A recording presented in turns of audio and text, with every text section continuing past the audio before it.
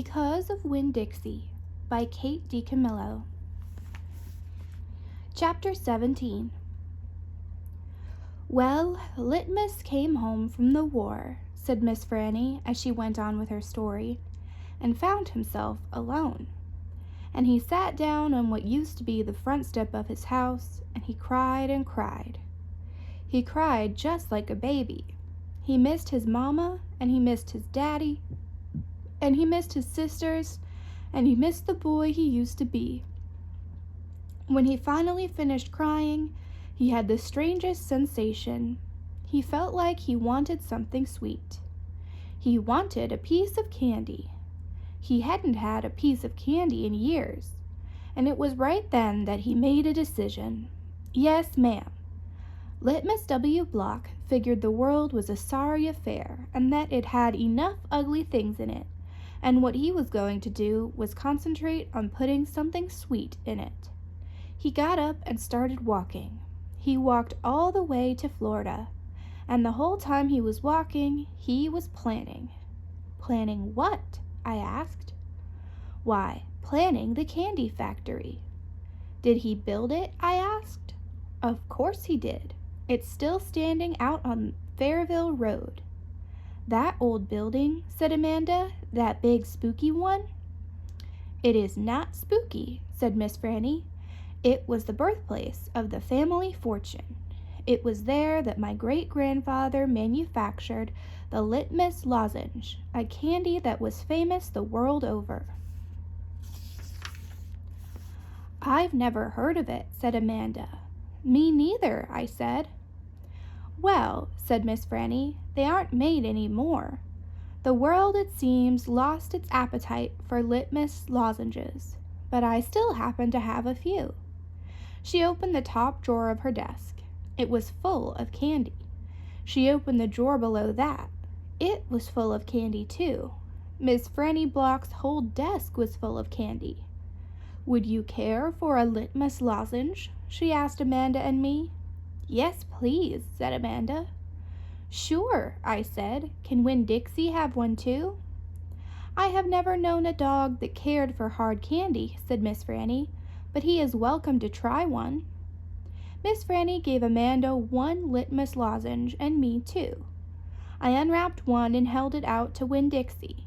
He sat up and sniffed it and wagged his tail and took the candy from between my fingers real gentle. He tried to chew on it, and when that didn't work, he just swallowed the whole thing in one big gulp. Then he wagged his tail at me and lay back down. I ate my Litmus lozenge slow. It tasted good. It tasted like root beer and strawberry and something else I didn't have a name for, something that made me feel kind of sad. I looked over at Amanda. She was sucking on her candy and thinking hard. Do you like it? Miss Franny asked me. Yes, ma'am, I told her. What about you, Amanda? Do you like the Litmus lozenge? Yes, ma'am, she said, but it makes me think of things I feel sad about. I wondered what in the world Amanda Wilkinson had to feel sad about. She wasn't new to town. She had a mama and a daddy. I had seen her with them in church. There's a secret ingredient in there, Miss Franny said. I know it, I told her. I can taste it. What is it? Sorrow, Miss Franny said. Not everybody can taste it. Children especially seem to have a hard time knowing it's there. I taste it, I said. Me too, said Amanda. Well then, Miss Franny said, you've probably both had your share of sadness. I had to move away from Whately and leave all my friends, I said. That is one sadness I have had. And Dunlap and Stevie Dewberry are always picking on me. That's another sadness. And the biggest one, my biggest sadness, is that my mama left me when I was still small, and I can hardly remember her. I keep hoping I'll get to meet her and tell her some stories. It makes me miss Carson, said Amanda. She sounded like she was going to cry. I have to go. And she got up and almost ran out of the Herman W. Block Memorial Library. Who's Carson? I asked Miss Franny. She shook her head. "Sorrow," she said. "It is a sorrow-filled world." "But how do you put that in a piece of candy?" I asked her. "How do you get that taste in there?" "That's the secret," she said. "That's why Litmus made a fortune. He manufactured a piece of candy that tasted sweet and sad at the same time." "Can I have a piece to take to my friend Gloria Dump? And another one to take to Otis down at Gertrude's Pets? And one for the preacher? And one for Sweetie Pie too?" "You may have as many as you want," said Miss Franny. So I stuffed my pockets full of Litmus lozenges, and I thanked Miss Franny for her story, and I checked out Gone with the Wind, which was a very big book, and I told Winn-Dixie to get up, and the two of us left and went over to Gloria Dump's. I rode right past the Dewberry's house. Dunlap and Stevie were playing football in the front yard, and I was just getting ready to stick my tongue out at them. But then I thought about what Miss Franny said, about war being hell, and I thought about what Gloria Dump said, about not judging them too hard. And so I just waved instead. They stood and stared at me, but when I was almost all the way past, I saw Dunlap put his hand up in the air and wave back. "Hey," he hollered, "hey, Opal." I waved harder, and I thought about Amanda Wilkinson, and how it was neat that she liked a good story the same as I did. And I wondered again, who was Carson? Chapter 18. When we got to Gloria Dump's, I told her I had 2 surprises for her, and asked which one did she want first, the small one or the big one. "The small one," said Gloria. I handed her the Litmus lozenge, and she moved it around in her hands, feeling it. "Candy?" she said. "Yes, ma'am," I told her. "It's called a Litmus lozenge." "Oh, Lord, yes. I remember these candies. My daddy used to eat them." She unwrapped the Litmus lozenge and put it in her mouth and nodded her head. "Do you like it?" I asked her. "Mm-hmm." She nodded her head slowly. "It tastes sweet, but it also tastes like people leaving." "You mean sad?" I asked. "Does it taste like sorrow to you?"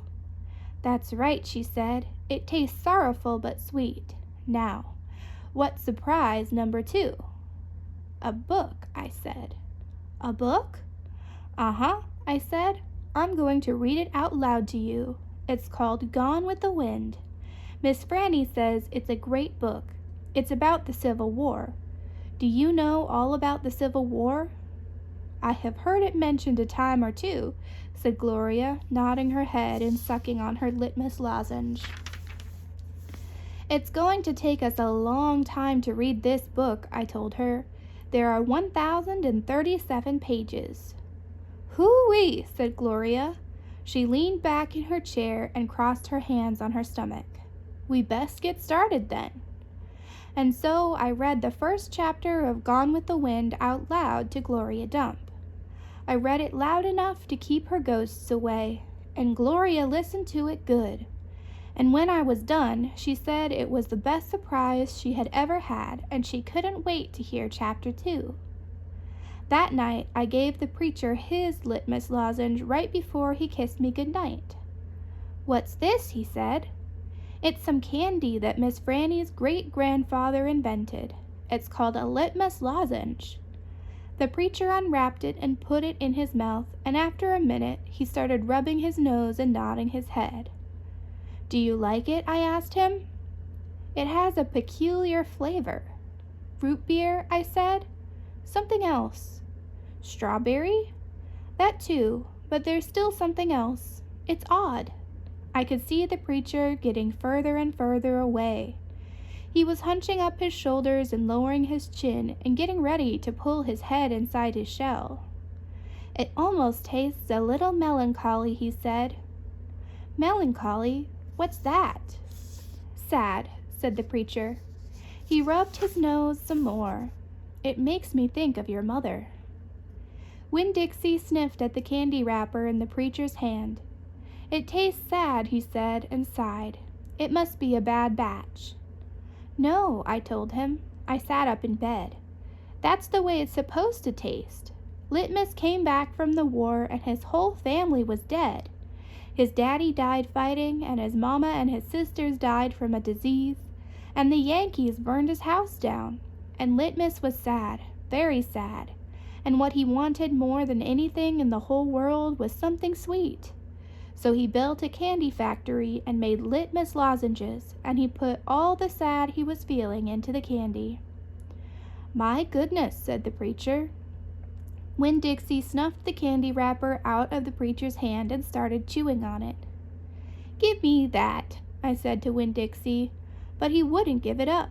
I had to reach inside his mouth and pull it out. "You can't eat candy wrappers," I told him. The preacher cleared his throat. I thought he was going to say something important, maybe tell me another thing that he remembered about my mama. But what he said was, "Opal, I had a talk with Mrs. Dewberry the other day. She said that Stevie says that you called him a bald-headed baby." "It's true," I said. "I did. But he calls Gloria Dump a witch all the time, and he calls Otis retarded, and once he even said that his mama said I shouldn't spend all my time with old ladies. That's what he said." "I think you should apologize," said the preacher. "Me?" I said. "Yes," he said. You. You tell Stevie you're sorry if you said anything that hurt his feelings. I'm sure he just wants to be your friend." "I don't think so," I told him. "I don't think he wants to be my friend." "Some people have a strange way of going about making friends," he said. "You apologize." "Yes, sir," I said. Then I remembered Carson. "Daddy," I said, "do you know anything about Amanda Wilkinson?" "What kind of thing?" "Do you know something about her and somebody named Carson?" "Carson was her brother. He drowned last year." "He's dead?" "Yes," said the preacher. "His family is still suffering a great deal." "How old was he?" "5," said the preacher. "He was only 5 years old." "Daddy," I said, "how could you not tell me about something like that?" Other people's tragedies should not be the subject of idle conversation. There was no reason for me to tell you. "It's just that I needed to know," I said, "because it helps explain Amanda. No wonder she's so pinch-faced." "What's that?" said the preacher. "Nothing," I said. "Good night, India Opal," the preacher said. He leaned over and kissed me, and I smelled the root beer and the strawberry and the sadness, all mixed together on his breath. He patted Winn-Dixie on the head and got up and turned off the light and closed the door. I didn't go to sleep right away. I lay there and thought how life was like a litmus lozenge, how the sweet and the sad were all mixed up together, and how hard it was to separate them out. It was confusing. "Daddy!" I shouted. After a minute, he opened the door and raised his eyebrows at me. "What was that word you said? The word that meant sad?" "Melancholy," he said. "Melancholy," I repeated. I liked the way it sounded, like there was music hidden somewhere inside it. "Good night now," the preacher said. "Good night," I told him back. I got up out of bed and unwrapped a litmus lozenge and sucked on it hard and thought about my mama leaving me. That was a melancholy feeling. And then I thought about Amanda and Carson, and that made me feel melancholy too. Poor Amanda. And poor Carson. He was the same age as Sweetie Pie, but he would never get to have his 6th birthday party.